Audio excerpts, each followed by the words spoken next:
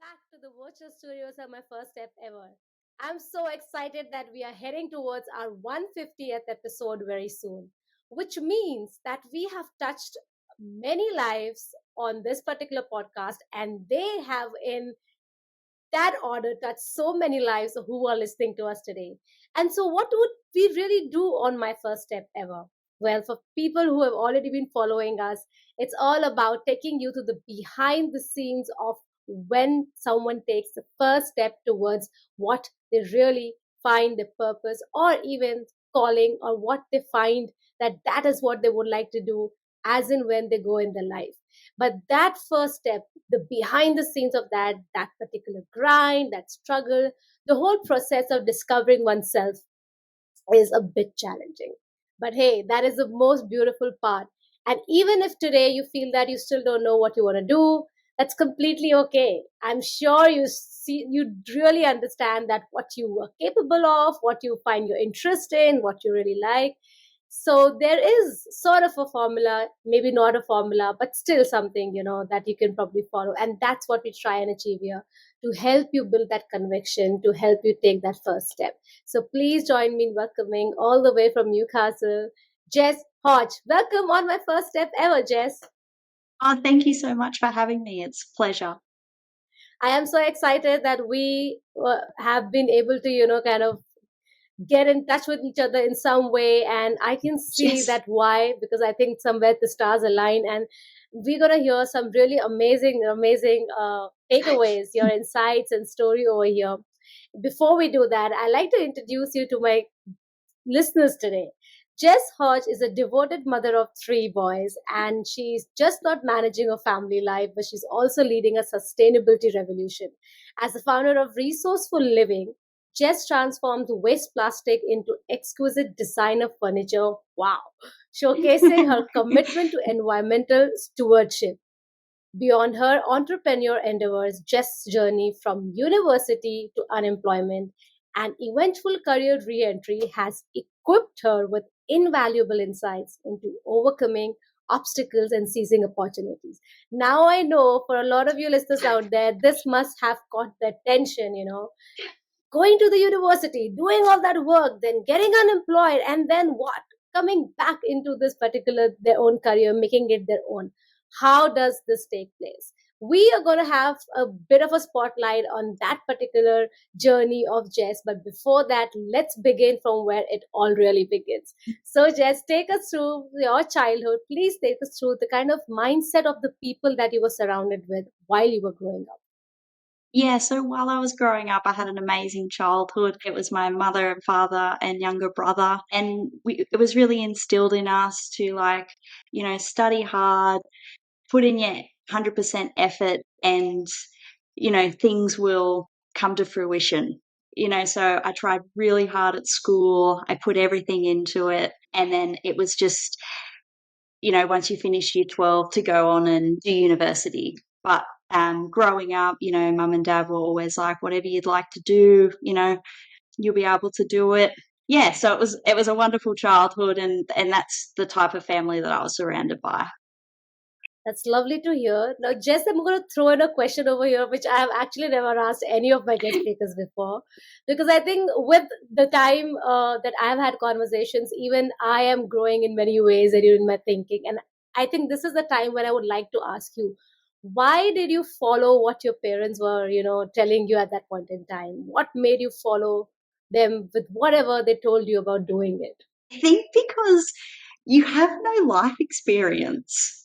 You have, like, you've literally grown up, gone into school, and that's all you know, like going 10 weeks, 2 weeks off, 10 weeks. And I still remember that year 12 school holidays over Christmas were my worst ever. I have never, like, it was that time period where everyone was like, so what are you doing? And it just made you take a step back and go, well, I've just been in school for 13 years. I, I don't know. I Like, don't know what you're. yeah. It's like, oh, I love, marketing and advertising. I guess I'll do something in there. But yeah, I still, remember that time period going, I'm not really sure actually. That's really interesting because Jess, That's a very honest answer, to say that, because I think back then, if we look at ourselves in our early teens, or maybe even, towards the end of the teens, because for the most period of our life, the entire time, we just follow what our parents, or a near or dear ones, or friends that we see who will appeal us. We just follow them, and we never really question. And I think no one really can question at that age that, why are you following someone, or why are you doing that, why do you not think on yourself, uh, all about yourself, and on yours. So I think that is a very interesting thing that I find that people who are listening to us, if you are in that, age group, and you've been just blindly following people around you, which is completely fine, because I feel that your parents, your family members, or maybe your friends, your teachers, they can always guide you because they have seen something in you. But if Mm, something really doesn't align your, even, I think we develop, if we develop that attitude of curiosity and just questioning, not in a negative way, that in a rebellious way. It's more about the curiosity that, oh, why am I doing this? Do I really like it? Do I yes. really want to follow what someone's telling me? So I think that could be a bit of a takeaway for a lot of listeners, very early on in our chat right now, that what should be a thing that one should be doing around that time. So just, but for you, let's kind of go a bit further in your journey over there. You were there, you were doing what you were told, you were doing it well, you sort of knew what you were good at. And then what happened? What was it like when you kind of, reach your, in your university, your early university days? What sort of, thought process were you building around that time? Because that's a very challenging period. We are emotionally hurt, we Yes. are mentally, in a way, we come to know so many things, we come to see so many different things that we have never seen while we're growing up. So how was that for you?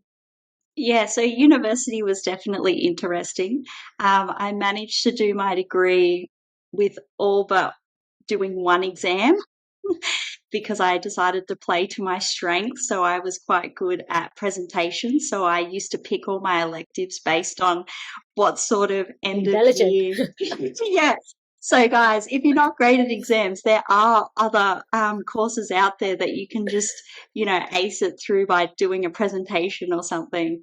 And so I went through it kind of with the mindset of I just want to finish, actually. I was, by that point, I was so done with studying and school. I just wanted to get a job.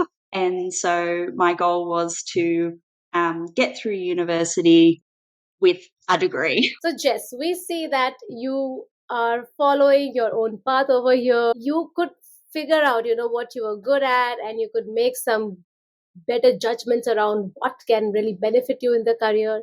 And Mm, after working so hard, kind of going through that particular grind, which is obviously necessary, it's important to educate ourselves. And then comes the time when you were out there looking for a job.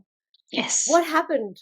Okay, so I applied for quite a lot of jobs, even for internships, really anything. I was like, just take me. I just want to do something in marketing and advertising. And I ended up landing this job with, it was only a small company, but, you know, I was going to take it.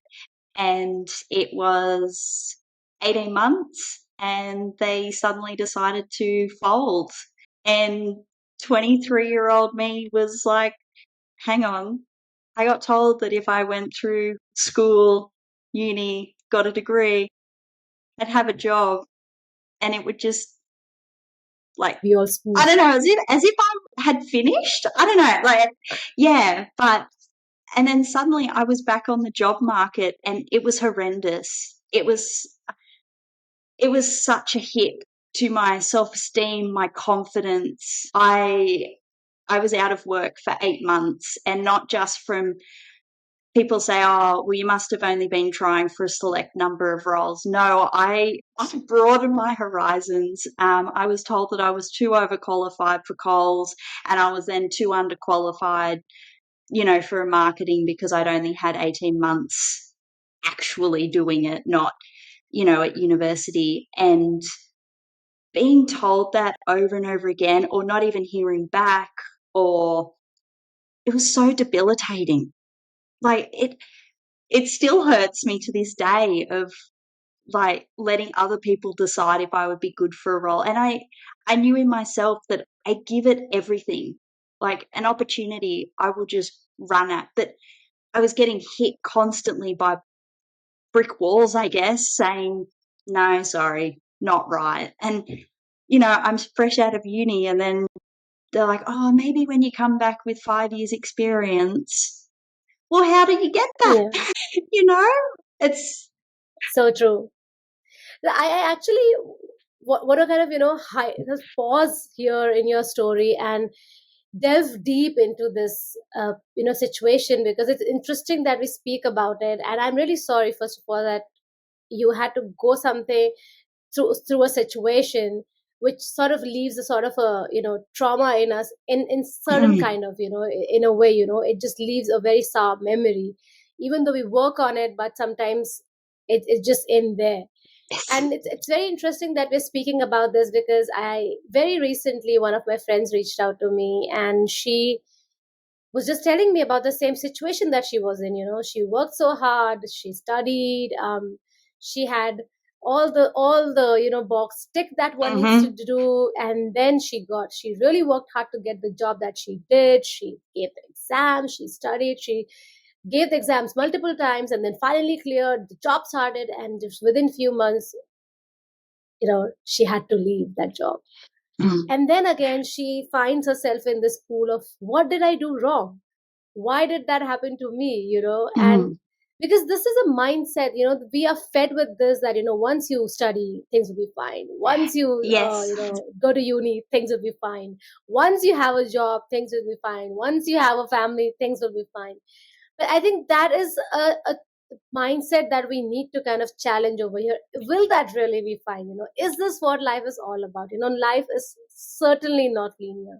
So I want to kind of delve over here and ask you, Jess, that if you can go back to that time, where Mm. you were there, I know it was challenging. What was the most challenging things that you were really dealing with at that point in time, besides really, coming back again to all fours to look for a job? What was the mental challenge that you were really facing, and what were you feeling? My mental challenge was trying to tell myself that I was good enough for roles, that I was good enough to be an employee, that I would be a good employee. I think that constant rejection just ate away at me, that like maybe I am shit. Like, why did I get a HEX debt? Um, Yeah. why did I put so much effort into it when everyone told me that, yeah, the same as what you just said. Once you get here, it's good. Once you finish uni, it'll be even better. Once you've got a job, I mean, you're set for life. And yeah, it just was such a hit that, yeah, it was trying to retrain my brain to just say, no, we've got this. We can get through it. Wow. And I must say, Jess, that is a very challenging thing to do at that point in time when you are going through that sort of situation. It is not at all easy to, say, if someone really thinks that if you say the positive things, it will all become okay. Mm, It will eventually, but it takes a lot to start that narrative in our head, the positive talk, that self love at that point in time where you feel that nothing is going according to you, or maybe nothing is really in your favor, even though you've put your best, mm, nothing is really favoring you in that situation. To really love ourselves, to believe in ourselves, is the most challenging time. So from this point onwards, just please take us through that. What was the tipping point, or what was that? Maybe a friend, maybe another job, at another job, a colleague, or any realization of your own. What really helped change that thinking for you and actually got you back on track? I think it was when I hit my 8-month anniversary of being unemployed. Um, I love this. and every time I would apply for a job, family members would say, "Good luck." And it was, yeah, 8 months to the day from when I'd got my, redundancy letter that I went, I'm going to start making my own luck. Like, I could be told best of Wow. luck for the next, 20 years of my life and I might still be unemployed. So that was the huge tipping point where I went, you know what? It's not working. No one wants to hire me. I'm going to start making my own luck. First of all, thank you so much for being so candid, so real. It's as if like we are actually sitting in your head, and this is exactly, because this is how someone really talks to their own Yes, selves. it is Uh, exactly.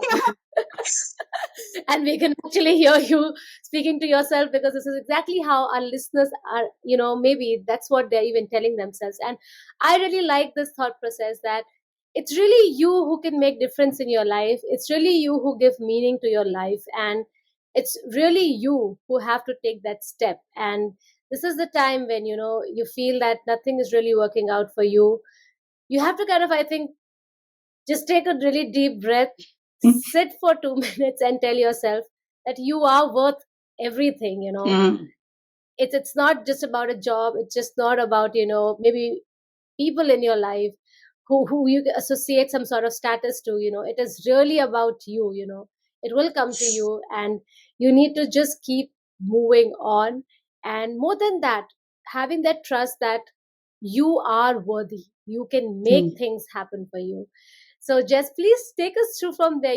How did you find that inner voice in yourself that, no, this is the kind of, this is what I need to do in my life? That's how you started moving. Did you kind of get into a job and that happened gradually, or from that moment you really switched on to the place that you are, that you started resourceful living?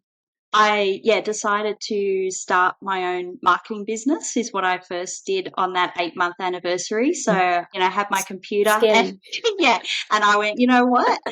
I'll make my own money by finding clients. And then my husband and I, we went for a honeymoon for a trip over to Southeast Asia for a few months. And that was where I really started to see pollution really like more in your face. It's a bit Yes. hidden in Australia. And I went, I want to solve something. I want to do something that's I love and is really meaningful and gets me up in the morning and I go, yes, I'm doing something really productive. And I actually took business the same as I take children. There's never a right time. um, just jump in. So that's where Resourceful Living ended up coming from. And we did quite a lot of just research and development and, as I call, science tests. And we finally, this was alongside with my husband, we got panels which are now amazing. It definitely was not That's like incredible, Jess. I need to stress. They look I amazing like now, to. but they started off a bit. Yeah, the starting is very challenging, and that's exactly what we're here to discuss. Mm, So we know that what really kind of moved something in you, and why you wanted to take up what you wanted to take up. And as amazing and as good it sounds, that, oh, this is what I want to solve in the world out there, it's never that easy to actually start building a business, or even for that actually start solving a problem that's that big. mm. So we would really love to hear you take us through that really challenging times of building that up for yourself. If you can take us through top 3 challenges that you faced around that time to really come from 0 to 1. Yes. I guess one of our first, biggest challenges I had was I made myself a coffee table because I was like, how cool would that be for it to be made out of waste? And then I realized that there's not that many people that think the same as me. But that was fine because it gave me an opportunity to really show people how it could be reused. So one of my biggest challenges was again that knocking of confidence when people would be like, oh no, it's just garbage. So being confident in myself to be like, no, it's washed. It's just like new plastic, but it's been used before. It doesn't have a landfill smell to it. It's just as we already know plastic. And Mhm. so I think one of the things that helped me from being 23 to then having this business was resilience and going, you know what, there's always going to be one person that doesn't like what I'm doing. But hey, if I believe in myself and I can get people to see and understand what I'm doing, and even if one person loves what I'm doing, I'm happy. And this brings me actually to another question that I can actually think right now, because what you're doing is such a big impact that it can have, but one really starts small. And Mm, I think if only if you can focus at the small steps, one step at a time, that you can keep moving on. Because if you straight away look at the intensity, or the scale of the things that you're yes. doing, that's very scary. And having said that, career is one part of our life, and it's great that we have so much to kind of give to that. But I also see that in your life, you also have really, really amazing three kids that Yes. you're kind of, and you said that you treat your business and your babies the same, So I would really like to kind of understand over here that how that came about for you, kind of managing both at the same time, because that's really challenging. I guess I think of it as not as work of and life, more as just it's life. You know, it's really strange. Since my husband and I have been doing this together, we have seen more of each other. We have spent more time as a family of 5 than we ever did having separate roles. We'll have the boys down here at the factory where we can, spend some time together. And I've found really involving them in it as well. So they'll help sort lids, they'll sort, other things into colours for us, and they love it as well. And so I think just trying to not have, and I think it comes from being the owner of it. I just see it as my whole life. So wherever I can involve the boys, I do. So just not here because they would be quite loud. They did not come to this. Jess, it has been such a great, journey with you from your childhood to your university time. You're really dabbling into that very, very challenging time of your life, and honestly telling us, what you were feeling back then, and what really tipped off your entire focus shifted, and how you started kind of working on something, and also managing a family. And here comes probably one of the most important, controversial, exciting question that I can probably ask you, that in this entire journey so far, what do you believe that there was a myth that you had harbored in your mind for your own self that you actually broke in this entire journey of yours so far? Yeah, so I honestly believe I'm not the person today if I had just gotten a job back after uni and stayed in it. I think that has been such a huge turning point. My other thing that I remind myself is everyone starts their journey differently and we are all at different chapters. So when we first started, it took us 2 years to recycle 20 tons of plastic. We have Wow. just upgraded that we now recycle a ton a day. So it's a huge leap. That's Yeah, but incredible. I want people to know that it wasn't overnight and it wasn't like, you could be starting your journey and going, oh my goodness, like there's a lot of steps, but just take one and you will find that then you will take the second one. And if you believe in yourself and keep telling yourself that you will get there, honestly, I'm pinching myself with the machines I now have. Like, it used to be like, I don't know, really tiny, and now I feel like it's a legit. Wow, Jess, this is such an incredible story of, really discovering yourself along the way, coming a really long Mm. way, and taking that step, each step at a time, and being true to who you are. So, thank you so much for being on my first step ever. I think you've been so candid, you've been so honest that we could really read you Yes. and maybe your emotions at certain point in time, and it leaves us with a really, really amazing takeaway and insight, that I think that's what this whole podcast is all about, that it is not a one night or overnight journey. It is many, many days, many, many years, many, many minutes and seconds involved. And you need to keep going on even when no one is Yes. seeing. And that will only happen when you truly are true to yourself, that whatever you're doing, whether it's just that you like what you're doing, it really doesn't need to be something that you want to go out and change in the world. Even if you just do what you want, what you really like, and if it makes you happy and it harms no one, I think even that's a great beginning. So thank you so much, Jess, for being on my first step ever. And before we wrap up this episode, I always request our guest speakers to leave our listeners with the quote or a saying that they really resonate with. So my favorite quote, and I use it every day: "Don't wish for it, work for it." Ah, I think wow. that's the only thing that This gets me this through it. is and that is the secret of any sort of success that the way you define. You really have to work, you have to take actionable steps, and this is what we all really kind of share on this podcast, that yes, it's good to have a goal, yes, it's good to dream, yes, it's good to desire, but you need to take some actionable steps to really get to that place. So thank you so Thank much, you. Jess, for being on my first step ever. It's been lovely chatting with you. And for everyone who is interested in what Jess is doing, I'm going to leave the link in the show notes. Please check out how she's doing. And also, more than that, the kind of person that she is.